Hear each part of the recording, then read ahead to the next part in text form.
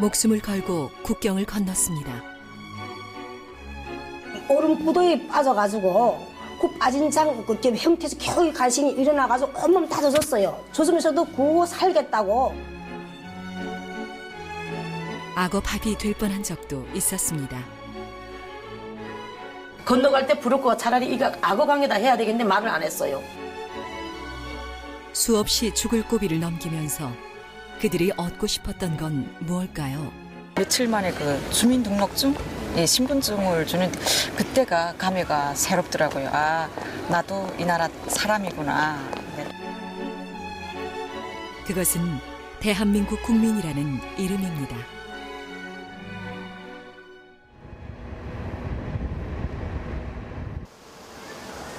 제법 쌀쌀한 겨울날, 한 복지관 광당에는 한복을 곱게 차려입은 어르신들이 춤 연습에 여념이 없으십니다. 아마추어라고 하기에는 예사롭지 않은 솜씨, 바로 탈북인들로 구성된 모란봉 실버 예술단입니다. 아니 근데 경희 언니, 일본수가 그 거기 구빈돌에서 나올 때 공연할 때 얼굴 인상이 딱 그게 좋아요. 근데 너무 많이 흔들지 마세요. 살짝. 예, 참 잘했어요. 거기서도. 여기저기 행사에 초청받는 일이 많아 하루도 연습을 게을리할 수 없다는 어르신들.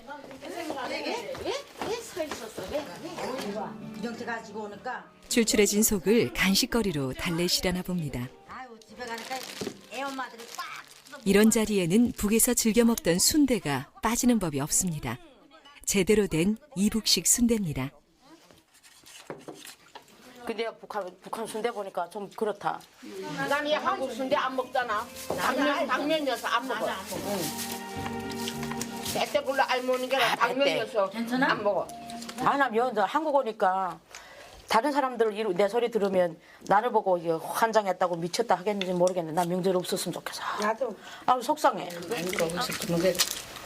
사진첩만 계속 본지고 북한에서 올 때 사진은 그거 계속 보고서 눈물 흘리죠. 세상에 계속 그 집 생각. 그제도 또 사진 내놓고 보면서 울고 그랬어요. 형제간에는 이렇게 그럴 수 없는 그러니까 보고 싶지만 보고 싶어도 볼 수도 없는 거고. 흘리는 눈물마다 피 맺힌 사연들이 맺혀 있습니다. 중국 정부 자체에서도 우리 탈북자를 이렇게 잡았어요. 잡아서 신고해서 보내게 되면 탈북자 한 사람당 300원씩 주게 했어요. 너 신고만 하면 너 한 사람에 300원 준다. 10사람 3,000원이잖아요. 그래서 그때 그런 데 걸린 거예요. 그래서 잡혀 나갔거든요.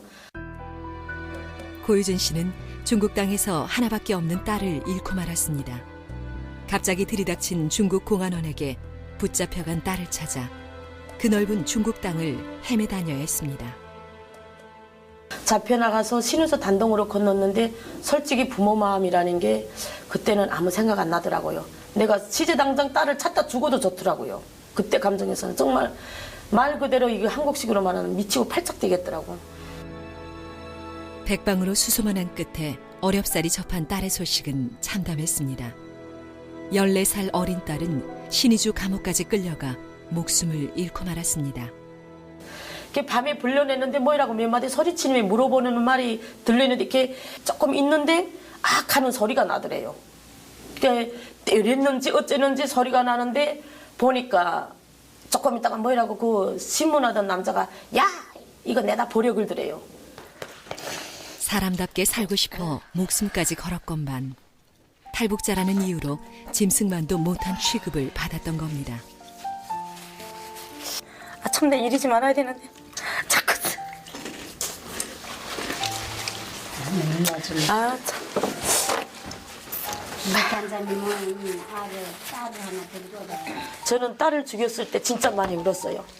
1년이 360일이라면 360을 다 울었어요. 그래서 눈물 떨어지면 웃고, 우리 딸만큼만 키가 되는 애만 봐도 그저 울고, 작은 짬이 없이 울었는데, 눈물도 마르지 않고 뭐 그랬듯이 병도 낫지도 않더라고요.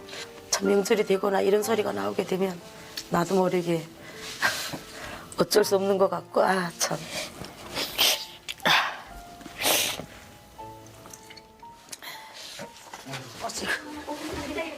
예술단 단원인 김삼미 할머니는 오늘 하루 종일 영 마음을 잡지 못하고 전화기만 들여다보십니다. 이렇게 기다리는 전화가 있으세요? 또 행여나 또 아들이 또 왔나 싶어가지고 오늘 봤지요. 북에 계신 아드님하고 이렇게 통화가 되시나 봐요. 산에 가서 산에 깊고 높은 산에 거기 가서 잠깐 하고 내려온대요. 거기 이렇게 전파 탐지길로 이제 그런 거 탐지한대요. 탐지해가지고 잡은대요. 잡으면 그다음에 죽인대요. 무서워요 거기에. 그래서 전화도 마음대로 못하죠. 올 때도 있고 안 올 때도 있지만 그래도 휴대폰 봐야 또 하루 내가 근심 안 한 거예요. 혹시 아들에게 무슨 일이 있는 건 아닌지 언제 뭐 오나 하고 그저 기다리는 것이 사람과 같아요. 전화기도. 늘 마음이 쓰입니다. 최근 북한에서는 탈북자에 대한 감시가 훨씬 더 삼엄해지고 있습니다. 중국으로 향하는 길목마다 감시 카메라가 설치되는가 하면 탈북자는 발견 즉시 사살하라는 명령까지 내려졌습니다.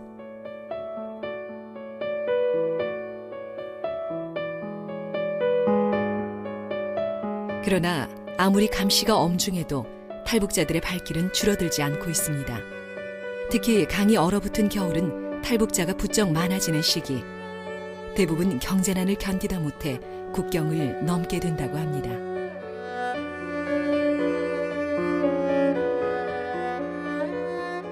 돈이 없어서 집에서 굶주리고 있다가 해산 쪽 아지요? 이 중국 맞은편에 거기서 피를 판다 했어요. 사람 피를 싼다 했어요. 그래서 피를 팔아 가지고 돈을 가지고 가자 하고 자식들하고 남편하고 털어냈어요. 내가 이만저만 이래서 피 팔러 갔다 오겠는데 우리 이제 3일간만 갔다 오면 된다.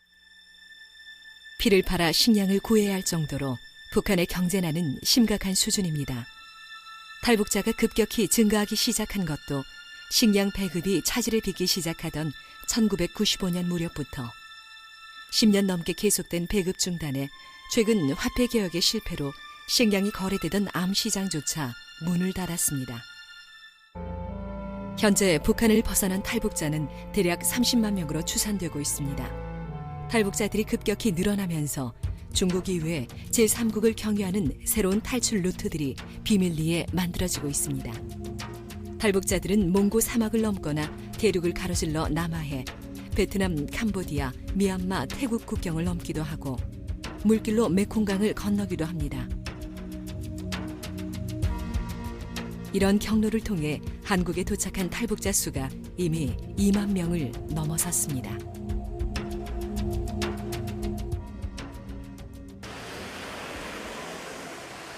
경기도 안성의 하나원. 지난 20일 170명의 탈북자가 하나원의 문을 나섰습니다. 나가시는 거예요? 네. 아, 기분이 어떠세요? 좋습니다. 하나원은 한국으로 온 탈북자들이 새로운 삶을 시작하는 출발점이 되는 곳. 모두들 설레임과 긴장감으로 조금은 들뜬 모습입니다. 안녕하세요.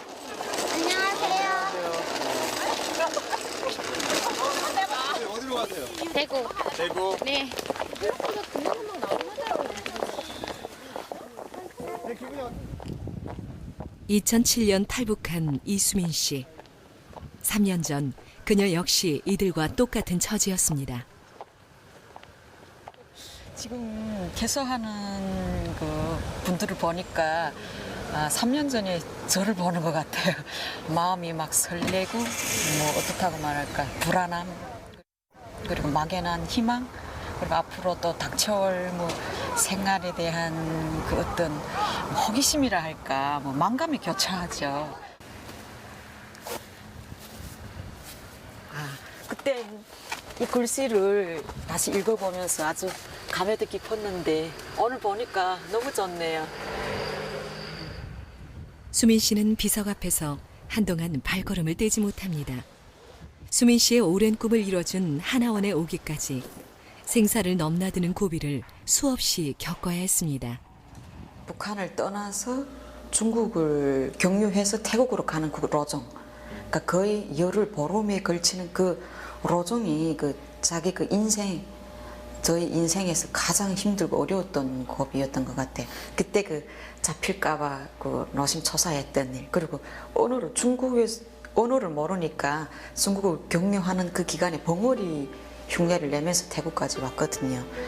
그때가 가장 힘들었던 것 같아요.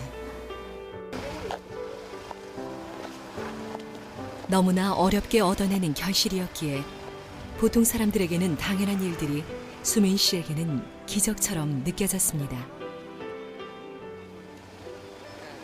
해당 자기 동사무소에 가니까 며칠 만에 그 주민등록증, 예, 신분증을 주는 그때가 감회가 새롭더라고요. 아, 나도 이 나라 사람이구나. 네, 그때가 너무 기분이 좋았던 것 같아요. 보여드려야 되냐? 자, 이걸 그때 받아 지금 주민등록증인데.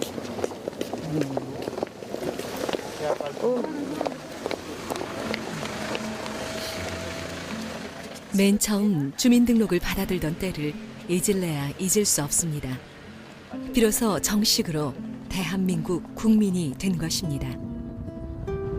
마치 다시 태어난 듯 새록새록 의욕이 넘치고 각오가 새로웠던 순간들이었습니다. 내가 더 열심히 잘 살아야 되겠다. 정말 남이 하는 몇 배로 뛰면서 정말 정착하기 힘들겠지만 그런 각오, 제 혼자 마음속으로 그런 각오를 많이 다지죠. 대한민국 국민이 된 수민 씨에게 주어진 가장 큰 선물은 바로 그녀만의 보금자리였습니다. 여기가 우리 집이에요. 들어오세요. 더 이상 숨지도 쫓기지 않아도 되는 안전한 보금자리. 그것만으로도 수민 씨는 충분히 행복했습니다. 문 열고 딱 들어서니까 텅 빈 방이죠. 아무것도 없죠. 이불장 이런 건 다 그 친지들이 또 주신 거고, 그리고 뭐 이런 냉장고, 뭐 김치 냉장고, 뭐 TV, 뭐 에어컨, 무슨 컴퓨터, 뭐 또 피아노 이런 건 저희가 다시 또 생활 다 장만해 해가지고 지금 하나씩 지금 쌓아놓은 거거든요. 예, 뭐 조그만 집이지만 그래도 사람 살 건 다 있죠. 살림하는 수민 씨에게는 수도꼭지만 틀면 더운 물이 펑펑 나오는 것도 신기하고 행복한 일이었습니다. 수도도 어떤 때는 잘 공급이 안 되는 데가 또 많거든요. 그리고 또 이게 뜨거운 물 쓰자면 가마에다가 또 불을 지펴서 물을 항상 덮여서 그렇게 집에서는 뭐 샤워실이라는 것도 없고 그렇게 써야 되니까 여자들이 엄청 힘들죠. 여기 와서 보니까 야, 여자들이 살만한 세상이다 하는 그런 생각이 제일 먼저 드네요. 보자. 온도. 하지만 서울 생활이 마냥 편리한 것만은 아니었습니다. 내가 어디다 놨던 수민 씨 남한 생활의 최대 복병은 바로 이것입니다. 북한에서는 구경도 못 해봤던 세금 고지서가 10통씩 날아들 때면 골치가 다 아플 지경입니다. 처음에는 아깝죠. 돈도 없는데 그게 30-40만씩 뭐 관리비, 뭐 예체 공사 뭐 이게 빠져봐요. 황당하죠. 뭐 이런 것들이 이렇게 다 내야 돼. 뭐 이런 생각에. 근데 점차 살아보니까 야, 이건 정말 당연한 거다. 이건 내가 쓰는 것만큼 내는 건 당연한 거잖아요. 그리고 점점 쓰면서 전기나 뭐 가스나 모든 관리 그만한 가격을 또 값어치를 한다 하는 생각에 지금 당연하게 잘 내고 있어요.